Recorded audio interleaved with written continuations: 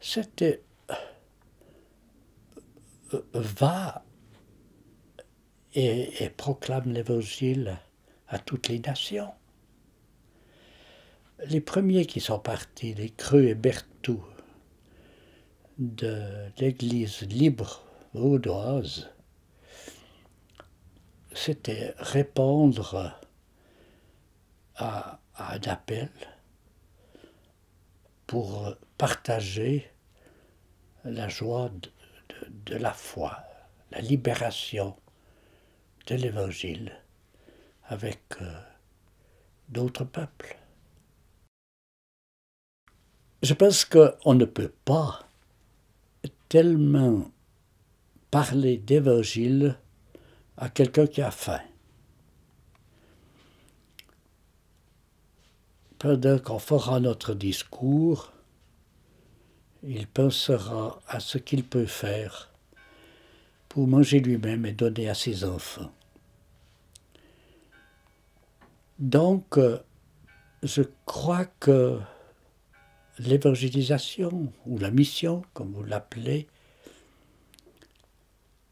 doit être, comme le disait un pasteur du Togo, tout l'évangile à tout l'homme. Que lorsqu'on parle de l'évangile, il faut être conscient des besoins, des aspirations, des facultés de la personne qu'on a en face de soi, et que notre regard soit aimant. Missionnaire, c'est quand même être au service des autres, mais n'importe qui peut être au service des autres. Moi, je pense pas que le christianisme a le monopole du service, ni le monopole de quoi que ce soit. Hein. Il y a des athées, j'ai rencontré des athées qui sont parfois plus proches du Christ que bien des chrétiens, je dirais. C'est vraiment l'ouverture qu'il faut, l'ouverture, et puis peut-être une capacité à s'adapter, ça c'est sûr, le respect des autres, bien sûr. Ça, c'est tout ce qui est important. De regarder comment les gens vivent avant d'aller leur dire « c'est pas comme ça », ou bien « c'est comme ça », ou je ne sais pas. Quand nous sommes partis, un ancien missionnaire du Mozambique m'a dit « Vous partez au Mozambique, écoutez, quand vous serez là-bas, regardez, écoutez, apprenez la langue, et avant 2 ans, ne faites aucune proposition. Peut-être qu'à ce moment-là, vous aurez des propositions nouvelles à faire pour changer quoi que ce soit. » Je me suis soumis à cette idée qu'en effet, avant d'offrir ou de décider quoi que ce soit, il fallait d'abord écouter, d'abord comprendre le pourquoi et le comment de la situation et voir dans cette situation-là, en discutant avec les Africains, qu'est-ce qu'on peut faire. Mes ambitions comme pasteur, c'était pour continuer la proclamation de l'Évangile, permettre à d'autres personnes de rallier l'Église, d'avoir la foi, de croire, et qui permet à tout un chacun de devenir ce qu'on appelle couramment être chrétien. Moi, j'allais à l'église, j'ai eu une éducation religieuse ici, mais j'avais fait partie des jeunes des JP, tout ça, mais j'avais pas réfléchi à mon engagement missionnaire. C'était l'idée d'aller ailleurs, de voir d'autres gens, d'autres cultures, de sortir de la Suisse romande en général. Et puis, je pense qu'il nous a quand même le plus motivés, c'était de s'occuper de gens plus pauvres, des questions de justice, d'aider des gens qui étaient dans des difficultés énormes, dans de la grande pauvreté. Et ça a été vraiment un moteur dans notre travail, je pense. On n'a jamais pensé qu'on allait convertir des païens. Alors ça nous a jamais effleuré. Je crois que je peux dire nous, en tout cas. Moi, je pense ses compétences, et puis mon mari, je sais que c'était pas ça son but. En venant en Suisse, je me dis c'est la même chose. Si vous allez à l'église de Saint-Laurent, en plein centre de Lausanne, vous verrez toute une tous ces escaliers occupés par des jeunes qui sont là. Et derrière eux, ils ont l'église. Une église dont on a fait une porte vitrée pour qu'ils puissent y entrer. Mais ils n'y entrent pas. Comment on fait pour que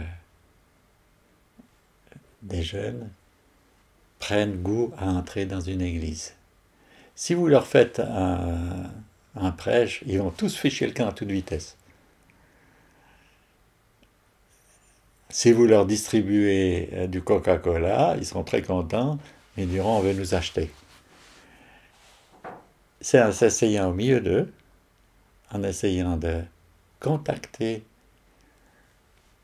comme ça, en disant il fait chaud aujourd'hui. Comment c'était aujourd'hui? Et petit à petit prendre un contact. Ben, on lit des choses où on parle beaucoup d'évangélisation, mais nous, on n'était pas là vraiment pour l'évangélisation. Mais je pense que le contact avec les malades, avec le personnel, tout ça est important. Bon, mais les gens aimaient beaucoup venir chez nous. On refusait jamais personne, on s'inquiétait pas de l'heure.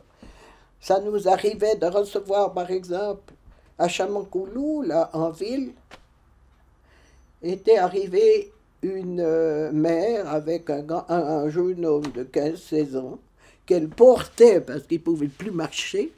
Il était mal fichu et il arrivait et c'était midi, et il arrivait de l'hôpital du gouvernement parce qu'on n'avait pas voulu le prendre. Les médecins inscrivaient 20 consultations, un point c'est tout. Nous, on prenait tout le monde jusqu'à ce que tout le monde ait été vu. Et alors, il a été soigné chez nous. C'est des petites choses, mais ça marque. C'est pas seulement l'évangélisation. Ma vocation, c'était vraiment d'être un médecin qui fait son travail le mieux possible, s'adapte à des circonstances quand même assez difficiles. Et c'était avant tout, mon témoignage était par mon métier. C'était aussi l'idée de pouvoir travailler dans un cadre relativement ouvert à nos aspirations. Les contacts dans l'église étaient extrêmement chaleureux et pleins d'émotions positives. Et c'est ça qui nous intéressait, de faire ce travail de médecin et d'assistant. Il faut dire que la tâche n'était pas simple. Il y avait beaucoup d'opérations que je n'avais jamais pratiquées. Je préparais mon opération à partir d'un livre le soir avant, et je prenais même mon livre dans la salle d'opération si je me trouvais en panne au milieu du processus de l'opération. Je pouvais le consulter. Disons, les problèmes les plus importants, c'était une maladie qui touchait les nouveau-nés, le tétanos, parce la coutume était de badigeonner le cordon à la naissance avec un produit, une substance qui était fabriquée entre autres avec des selles de rat, pour donner à l'enfant la force des rats. Et ça conduisait évidemment souvent au tétanos. Et c'était une des situations vraiment les plus douloureuses de voir ces nouveaux-nés qui étaient atteints de tétanos qu'on ne pouvait pas guérir. Ou très peu de cas beaucoup de cas étaient mortels. Un des problèmes était aussi le nombre d'enfants. Nous avions pris l'habitude de proposer aux femmes qui avaient beaucoup d'enfants, qui étaient fatiguées, déjà plus âgées, de faire une ligature des trompes.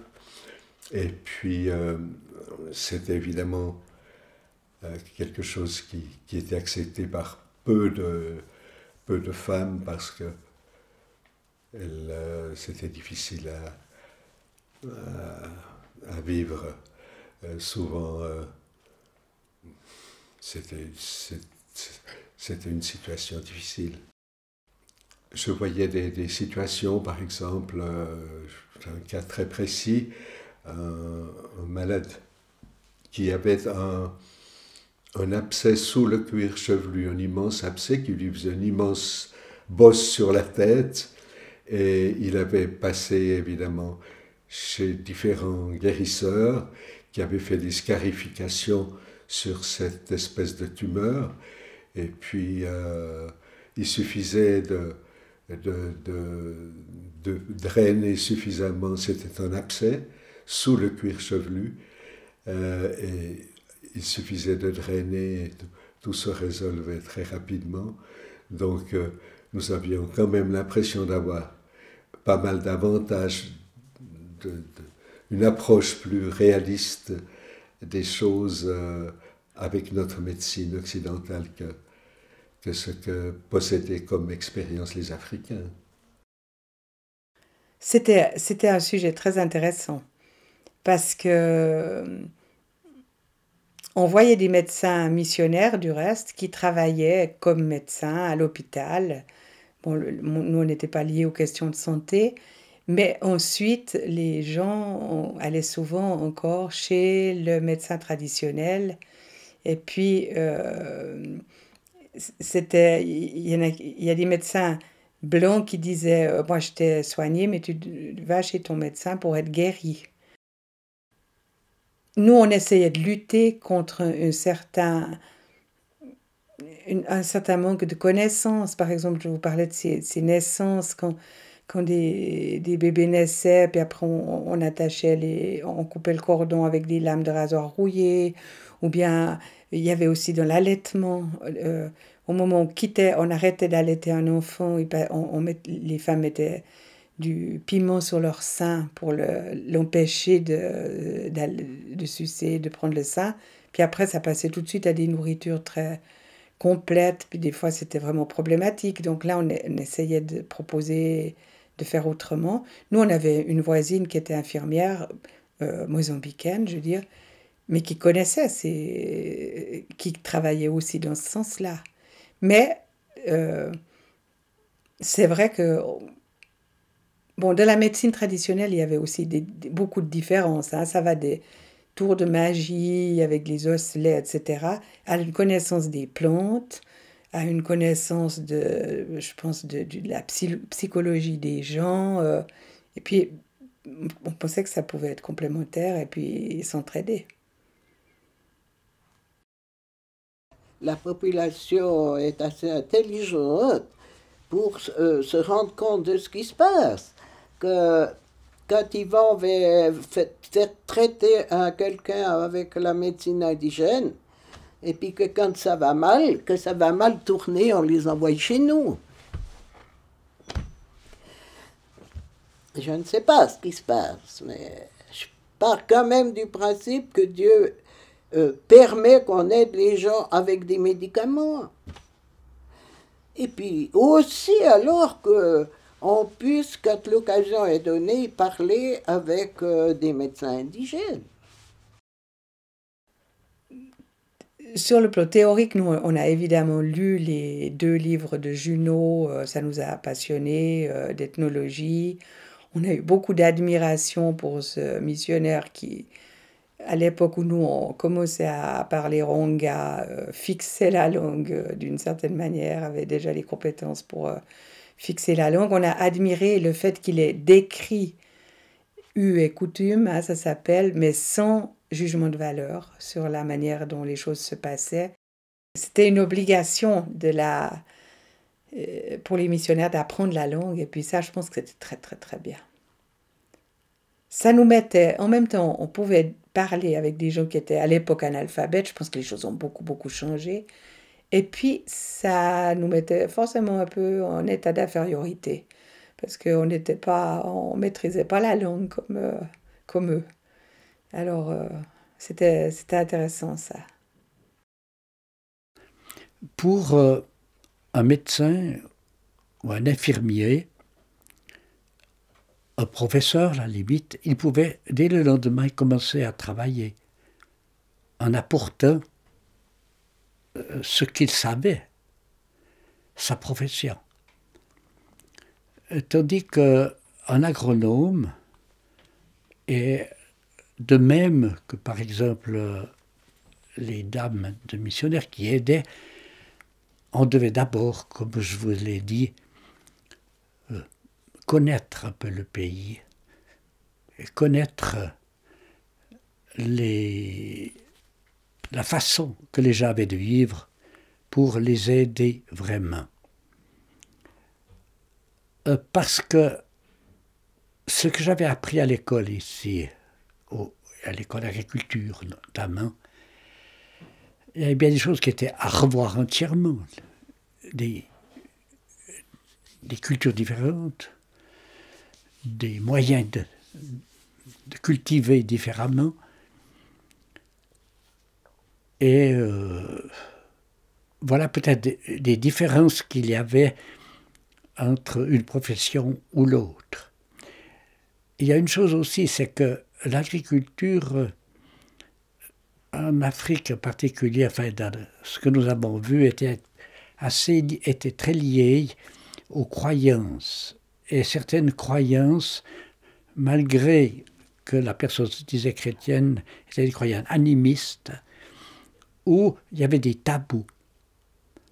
Et alors, on avait pu voir que l'Évangile libère des tabous et permettait à quelqu'un de changer ses façons de faire que peut-être celui qui n'était pas croyant, enfin qui n'avait pas été en contact non plus avec l'Église, n'aurait pas eu.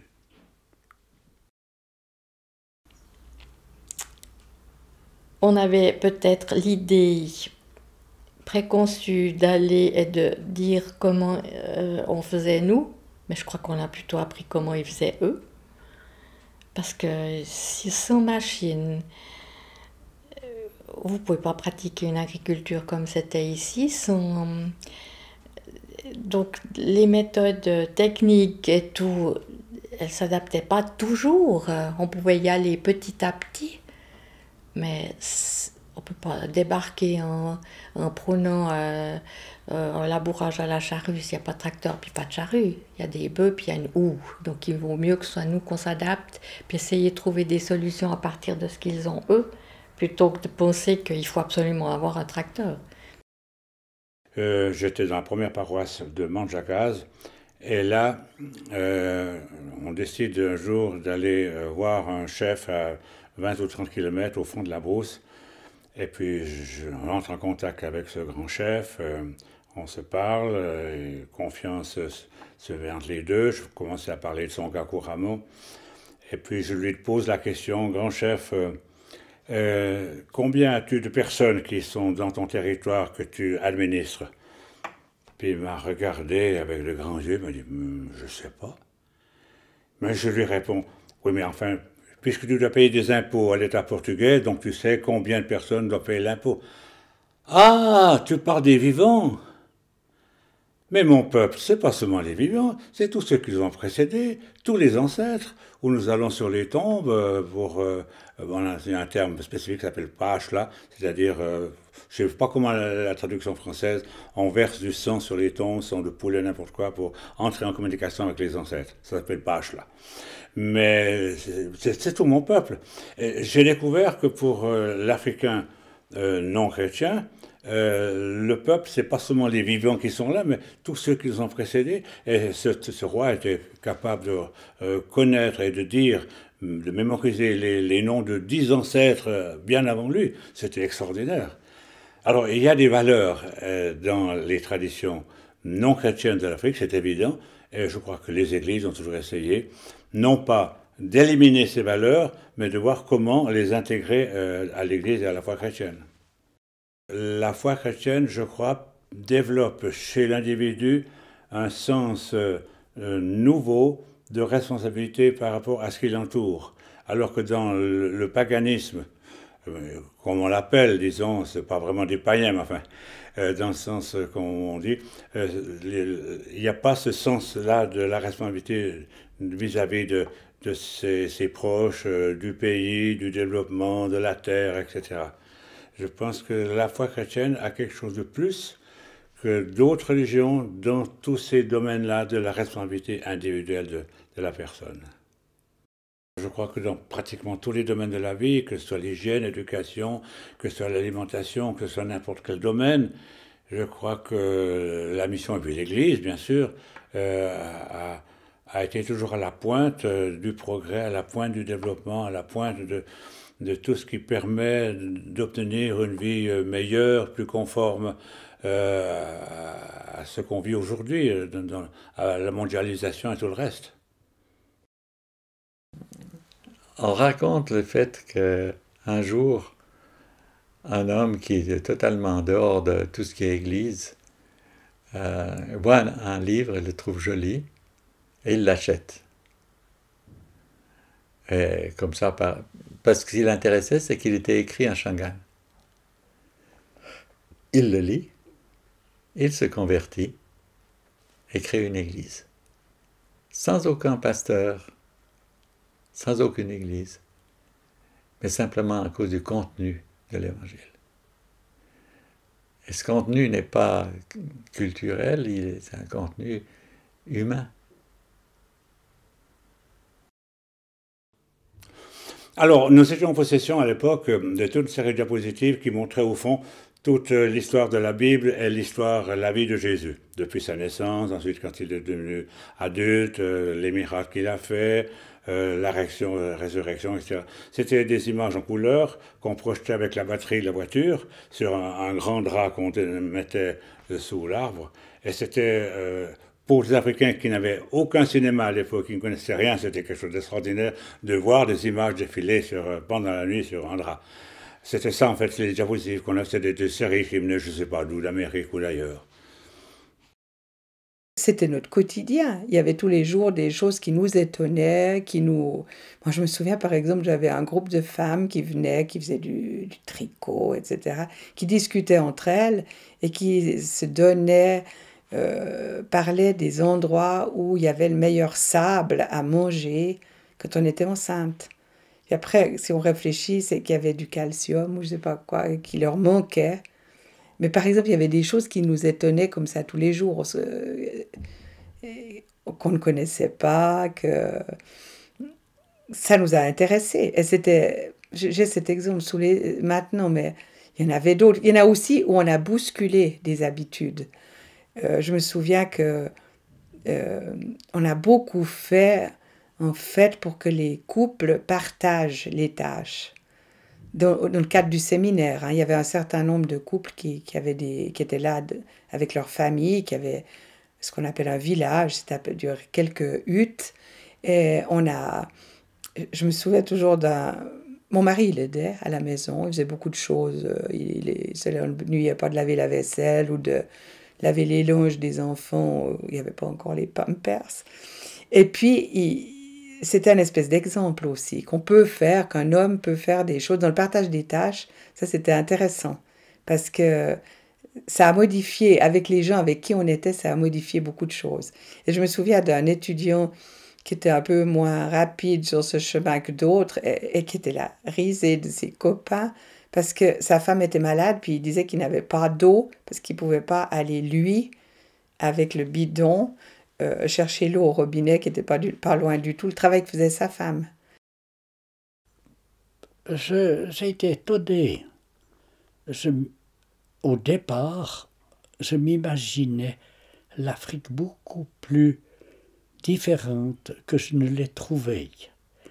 Parce qu'elle a un ciel, des nuages quand il y en a, elle a des forêts. On est plutôt dans une brousse arborescente où les gens cultivaient des fois à l'ombre de certains arbres. Par rapport aux personnes, j'ai trouvé des caractères chez les paysans que j'ai côtoyés assez semblables à nos paysans de ce village, du village d'Arnay. La chose que j'ai abordée une fois avec une des jeunes femmes qui était là, c'est qu'elle était la 2e ou 3e femme de son mari. Puis je lui ai dit, mais comment tu fais pour accepter les autres femmes? Parce que moi, je ne me voyais pas avec mon mari qui avait 2, 3 femmes. Bon, voilà. Puis elle me dit, oui, mais toi, tu as une jeune fille pour t'aider au ménage. Moi, si je suis toute seule comme femme, puis que j'ai un enfant toutes les années, puis que je dois aller à l'eau, puis cuisiner, j'ai personne. Donc, mon père avait déjà plusieurs femmes. Et puis maintenant, je suis la 2e ou 3e femme de mon mari, puis ça me convient, mais c'est aussi... Et puis ça m'a ouvert les yeux sur quelque chose que je jugeais, puis que finalement, je n'étais pas dans la même situation. Je me souviens, c'était quelques mois avant l'indépendance, puis notre fils, en particulier Nicolas, il jouait au foot avec les copains. Et puis un ancien de l'église a passé chez nous, puis il a dit, vous savez pas ce que j'ai entendu? Les gamins, là, ils discuteraient entre eux de politique. Et votre fils disait, ben, c'est fini maintenant, les Blancs doivent quitter le pays. Mais il n'avait pas réalisé que ses genoux étaient roses. Ils sont des exemples, ils n'ont pas grand-chose à donner, mais quand ils ont quelque chose, peut-être une année après, ils viendront apporter quelque chose pour remercier. Un dimanche matin, les filles me disent, écoute, il y a la mère de tel et tel qui est là avec un canard, si tu veux venir. C'était une dame, elle nous avait amené sa fillette de 10-12 ans, qui était vraiment mal au point, et elle avait déjà perdu un autre enfant. Je ne sais plus très bien ce qu'elle avait, mais elle a été guérie. Alors la maman a dit, voilà, j'avais rien à vous offrir pour vous remercier, mais maintenant, je peux vous apporter un canard, je suis contente. C'est touchant. C'est touchant. Oh, j'étais tellement curieuse, j'étais extrêmement enthousiaste, je trouvais formidable d'apprendre autre chose, de voir des gens qui vivaient différemment, qui vivaient dans un pays où il y a peu d'eau, où on doit compter sur des récoltes qui sont censées vous nourrir jusqu'à la suivante, et puis c'est pas toujours le cas.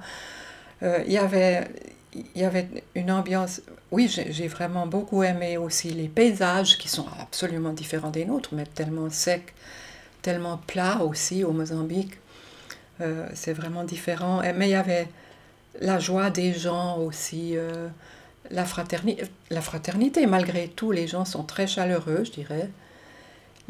Et puis, à l'école même, si on regardait les enfants dans la cour de récréation, bon, c'était un peu... Ils jouaient, ils étaient joyeux, il n'y avait pas beaucoup de différence avec ici quand même, pour ce qui est des enfants par exemple. Je dirais que les enfants sont tous des enfants. Il y avait aussi, au début, on arrive dans une classe, il y a des élèves qui essayent de voir s'ils pourront arriver en retard, ou bien si peut-être ils pourront tricher quand on fait un travail. C'est la même chose que partout, hein. Il y avait aussi des choses qui étaient les mêmes. Alors, de mon expérience de 12 ans en Afrique, ce que j'ai retenu, c'est différentes choses. La première, c'est le respect des Africains pour la personne âgée. Du reste, j'ai souvent vu des Africains venir en Suisse et quand ils voient nos EMS, nos maisons de vieux, ils ne comprennent pas. Comment vous pouvez mettre celui ou celle qui vous donnait la vie, la mettre dans une maison vous vous en occupez plus, vous le voyez de temps en temps, une fois par mois, et puis c'est des étrangers, c'est d'autres qui s'en occupent. Ça, ils ne comprennent pas. Et j'ai découvert que l'Africain avait un respect de la personne âgée absolument extraordinaire. Encore un petit exemple.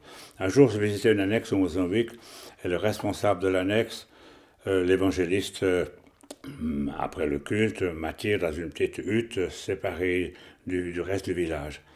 Puis par terre, dans la pénombre, je distingue un corps. Et puis tout petit, recroquevillé. Puis l'évangéliste me dit, tu vois, c'est ma mère.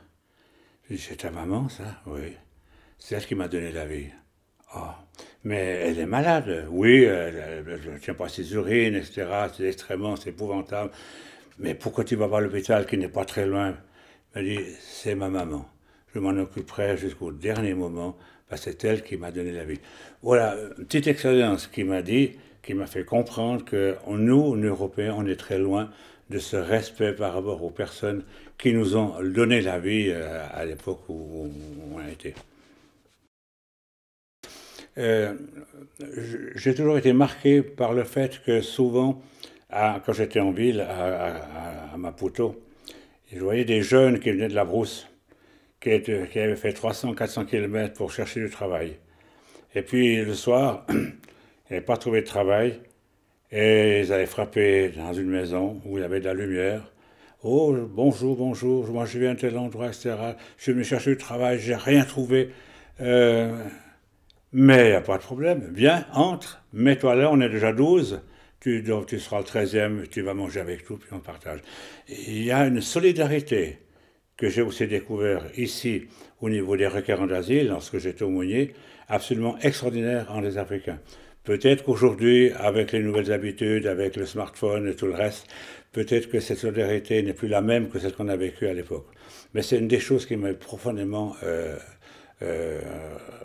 étonné, cette solidarité qu'il y a les uns avec les autres, se soutenir mutuellement.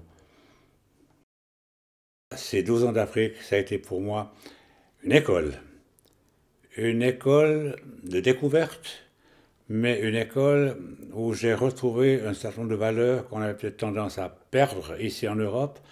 Je vais citer la vieillesse, la solidarité et d'autres, et que j'ai toujours essayé de remettre en vigueur dans les paroisses où j'ai été ou dans mon travail à Valorbe comme aumônier parmi les requérants d'asile.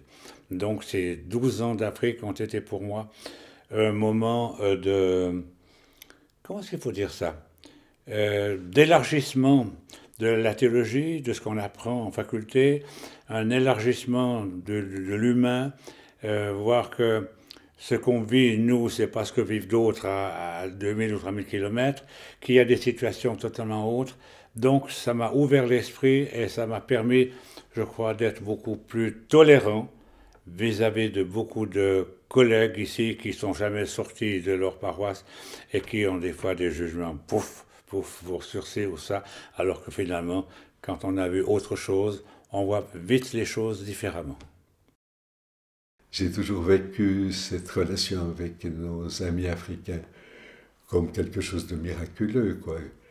Que l'on puisse être si différents à la base et puis pouvoir vivre des choses ensemble avec les mêmes bonheurs et le partage absolu, quoi. Ben, je crois que si on tient toujours compte que Dieu est présent, on peut toujours s'attendre à ce qui nous guide. Et ça, je l'ai remarqué plusieurs fois. On a aussi des aspirations sur le moment, vous savez. Je vois à Antioquia, la nuit, il y avait toujours une ancienne qui était tip-top pour les accouchements, tout ça. Et c'est en tout cas avec quelqu'un, puis elle avait une jeune qui veillait avec elle. Et puis nous, on avait juste une communication, il y avait quoi, un peu plus de 100 mètres. Et puis elle m'appelait si elle savait, si elle était hésitante, si elle ne savait pas ce qu'il fallait faire. Et un soir, il y avait une dame qui était venue pour accoucher, elle avait eu beaucoup de déboires avec ses enfants. Elle en avait perdu plusieurs. Et là, l'accouchement s'est bien passé. Mais moi, je n'étais pas restée. Je ne sais pas pourquoi, parce qu'il n'y avait rien de... J'ai dit à Monique, à notre infirmière, s'il y a quelque chose, tu m'appelles. Et puis moi, je me suis réveillée à minuit. Personne ne m'avait appelé, mais je ne pouvais pas. J'étais malheureuse, il fallait que j'aille. Pourquoi, je ne sais pas. Et je suis arrivée au... J'ai compris. Le cordon n'avait pas été serré suffisamment et ça saignait. Ben, s'il était resté jusqu'au matin comme ça... Hein. Il y a des inspirations qui viennent comme ça. Ben, je n'ai pas eu beaucoup de questions existentielles par rapport au travail que nous faisions. En fait, peut-être que je travaillais trop et que je n'ai pas assez pensé et remis en question notre présence sur place. Mais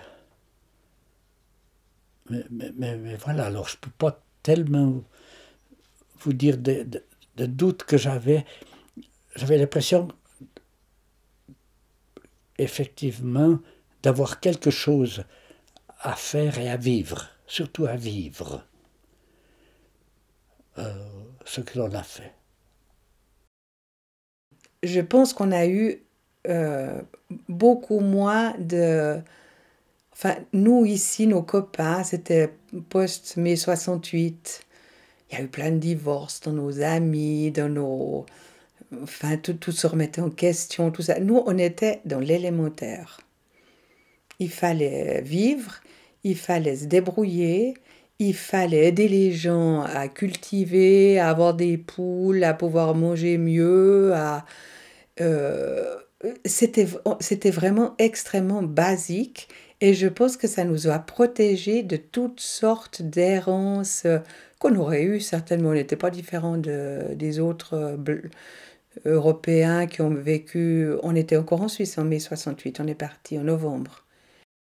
On était contents si on avait trouvé un sac de riz, on était contents, je sais pas, on a reçu de la fondue par exemple, on sachait que la famille ou des amis nous ont apporté, on a mis 6 mois avant de pouvoir la manger parce qu'il n'y avait pas de pain. C'était des trucs comme ça, alors si on trouvait du pain, on était très très contents. On avait toujours des choses très basiques à régler. Et ça nous a préservés d'une certaine manière. Et ça nous a préservés aussi d'angoisse qu'on a quand on a tout. La foi chrétienne, on l'a ou on l'a pas, bien sûr. Hein, chacun est libre de penser ce qu'il veut. Mais dans beaucoup de situations, je pense que ça reste un plus par rapport à des personnes qui n'ont rien, qui n'ont à quoi se raccrocher, qui n'ont pas comment il faut dire, de vision de la vie, et même de l'au-delà, puisque la religion chrétienne va encore jusque dans l'au-delà. Donc, j'ai jamais eu de doute par rapport à ça.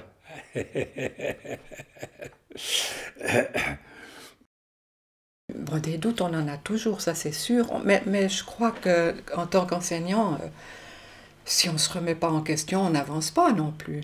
Donc, dans les discussions avec les collègues, maintenant, je n'ai pas d'exemple particulier, je ne me souviens pas de choses particulières, mais si on fait des réunions une fois, on en faisait au début une fois par mois, après j'étais arrivée à en avoir tous les 15 jours, c'est clair qu'il y a des remises en question.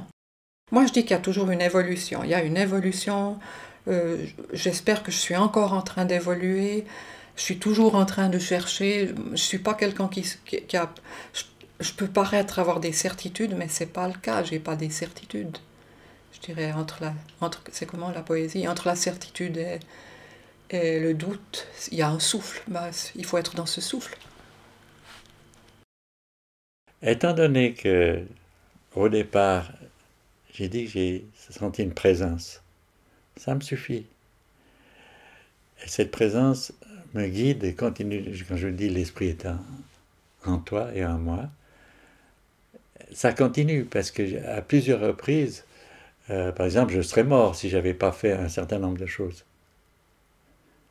j'ai eu comme ça ce qu'on appelle les hasards. Le hasard d'un docteur qui passe 30 minutes après un accident et où j'étais en train de mourir, en train de perdre mon sang, au Lesotho, où il passait qu'une fois par semaine. Et pas forcément ce jour-là. Alors bon, on peut dire c'est le hasard. Mais quand il y en a eu 2 ou 3 comme ça, plus d'autres,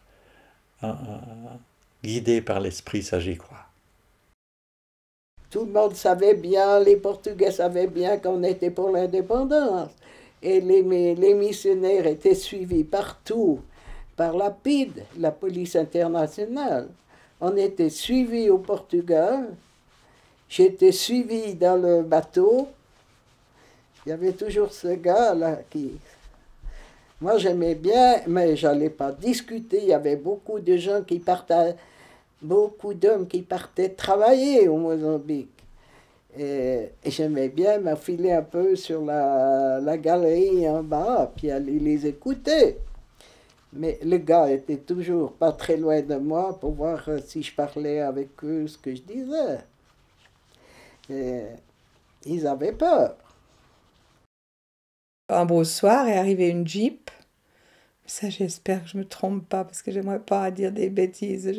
Mais je sais qu'il y avait Malangatan, parce que Malangatan, le peintre, en fait, il connaissait Eduardo Mondlane, il l'avait vu, puis Eduardo Mondlane, le premier président du Frelimo, lui avait dit « Reste où tu es, lutte sur le plan culturel. » Et puis du reste, il a fait ce travail-là.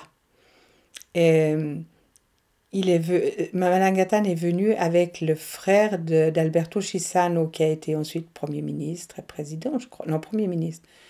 Et puis, je ne sais plus qui y avait encore, mais ça, il serait mieux de demander à mon mari. Mais en tout cas, ils sont venus lui demander s'il voulait faire partie du Front de Libération. Puis c'est là que lui, il tombait des nues. Il a dit, mais attendez, moi, je suis missionnaire suisse. Puis ils lui ont dit, mais t'es avec nous ou t'es contre nous? C'était vraiment une période, on pouvait pas dire, écoutez, je suis neutre, je m'en occupe pas. Hein, c'était... Et là, il s'est engagé. Et puis, on a vécu toute l'indépendance. Il y a des gens du Conseil œcuménique des Églises qui ont mangé leur rapport dans l'avion avant d'arriver. Enfin, des choses, il y avait vraiment... On était très clairement dans une opposition à la dictature. Même si on n'était pas tout le temps en train de faire des discours politiques, il ne s'agissait pas de ça, mais c'est pas comme on travaillait en faveur de l'indépendance. On sait, nous, la famille Sauter, parce que mon mari ayant été ensuite du Frelimo, il a eu accès à des documents pendant notre 2e séjour, que s'il n'y avait pas eu le changement au Portugal, on ne nous aurait pas laissé retourner au Mozambique. Il disait qu'on avait une action dénationalisante, ce qu'on a pris pour un très grand compliment. Ça veut dire qu'on travaillait avec les gens pour l'indépendance des gens sur place et pas des Blancs. Mais ça, c'était sûr qu'on était dans la lutte. On avait dans toutes les écoles d'ailleurs des groupes de travail parascolaires. Par exemple, il y avait un groupe pédagogique, il y avait un groupe pour la culture, un groupe pour l'hygiène. Et moi, j'étais naturellement nommée responsable du groupe discipline et questions sociales. Mais c'était pas pour rien. Au début, je m'en suis pas rendu compte, mais j'étais beaucoup plus contrôlée de ce fait. Parce qu'il y avait des problèmes dans l'école, il se posait des problèmes et puis on en discutait avec les élèves qui faisaient partie du groupe, parce que tous les élèves pouvaient faire partie de ces groupes. Et puis après, il fallait rapporter au directeur de l'école, puis dire ce qu'on avait pensé, puis comment on avait pensé résoudre la situation. Et alors là, c'était le désastre. J'étais suisse, j'étais décadente, puis je faisais partie d'un pays capitaliste. Et le processus révolutionnaire mozambicain, c'était pas ça. J'étais souvent à côté de la plaque, quoi. Et puis bon, à la longue, c'était assez frustrant parce que moi, je me disais, bon, le gouvernement me paye, donc je suis obligée d'être d'accord, mais je peux pas guider des élèves dans ce sens, en refaire de nouveau des moutons qui entrent dans le moule et puis fini. Et puis d'un autre côté, je suis étrangère. Moi, en Suisse, si des Américains venaient commencer à me dire comment je dois enseigner et puis que ci et ça, je ne serais pas non plus d'accord. Donc j'avais l'impression que je n'étais plus jamais d'accord avec ce que je faisais. Et c'est pour ça que finalement j'ai décidé de rentrer en Suisse. Il y a des gens qui étaient partis, donc de ces gens, des jeunes qui se sont enfuis du Mozambique pour aller au Frelimo en Tanzanie, qui avaient fait partie de l'église. Mais il y en a aussi d'autres églises, hein, pas seulement de chez nous. Mais ensuite, il y a quand même eu à la tête du gouvernement portugais des gens qui sortaient de nos écoles.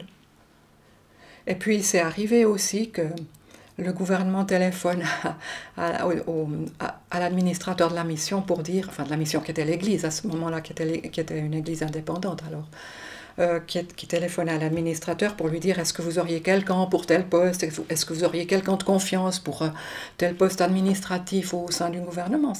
Il y a eu cela aussi. Alors je ne dis pas que c'était immense, c'était peut-être une goutte dans l'océan, mais quand même ça a eu un impact. Il y a eu aussi des drames. On a eu par exemple le responsable de l'église qui s'appelle Zédéki Manganiel, qui a été en prison et qui est mort en prison. Et avec d'autres qui avaient été emprisonnés, parce que l'État portugais accusait l'église d'être pour l'indépendance du pays. Ils accusaient en particulier. Il faut dire que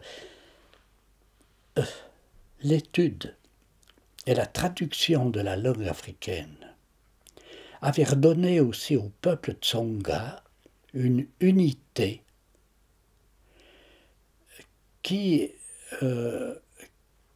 n'avait pas d'une langue uniquement orale, eh bien cela passait à l'écrit, et puis à la lecture, et puis alors tout ce qui était des manifestations de l'Église, c'était en langue africaine.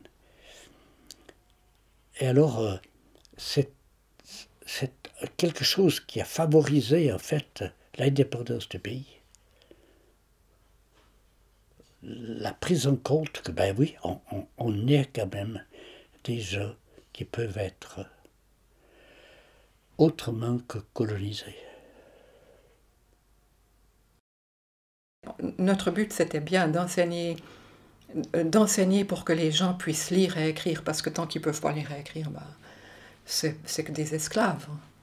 Donc, quand l'indépendance est arrivée, c'est pour ça aussi qu'on est resté au Mozambique, plusieurs. Et puis que le département missionnaire avait discuté cette question avec le conseil œcuménique des églises, donc pour savoir si on resterait ou pas. Et puis on a dit qu'on avait appuyé cette église jusqu'à l'indépendance, qu'on avait été vraiment d'accord avec cette indépendance, qu'à la limite, qu'on le veuille ou non, on l'avait préparé aussi. On y avait préparé les gens pour qu'ils puissent s'en sortir en sachant lire et écrire. Voilà, c'était ça un peu notre... Moi, je vous dirais qu'il y avait des Portugais qui étaient tout à fait ouverts et puis qui ont aidé les Africains, beaucoup. Mais il y avait ce gouvernement qui nous voyait d'un mauvais œil. D'ailleurs, peu de temps avant que je sois arrivée au Mozambique, ils avaient obligé la mission suisse à fermer quelques écoles. Nous avons vécu donc tout le moment extrêmement difficile où un groupe de pasteurs et de gens d'église ont été emprisonnés, accusés de participer au mouvement d'indépendance qui se développait. Et la mort du président de l'église sous la torture, donc M. Manganiel. Nous étions là tout près et nous avons vécu tout ça avec beaucoup d'angoisse. Mais on a senti que les gens qui étaient tout autour de la maison veillaient sur nous, parce qu'ils avaient vu mes parents, et par exemple qu'on ne puisse pas rentrer vivants, ça aurait été terrible pour eux, parce qu'il fallait nous rendre à nos parents. Et Et ça, on l'a ressauté quand on a dit on devait partir. Le département missionnaire nous demandait de quitter le pays, voilà. Et on a ressauté un certain soulagement chez eux, parce qu'ils voyaient qu'on ne pouvait plus rien faire, quoi. On était dans le paquet, puis le travail, c'était très difficile. J'ai vécu la transition, puis l'indépendance à Beira. Et c'est là que j'ai entendu Samora Machel dire que toutes les églises et les missions étaient des néocolonialistes et devaient s'en aller. Je suis parti.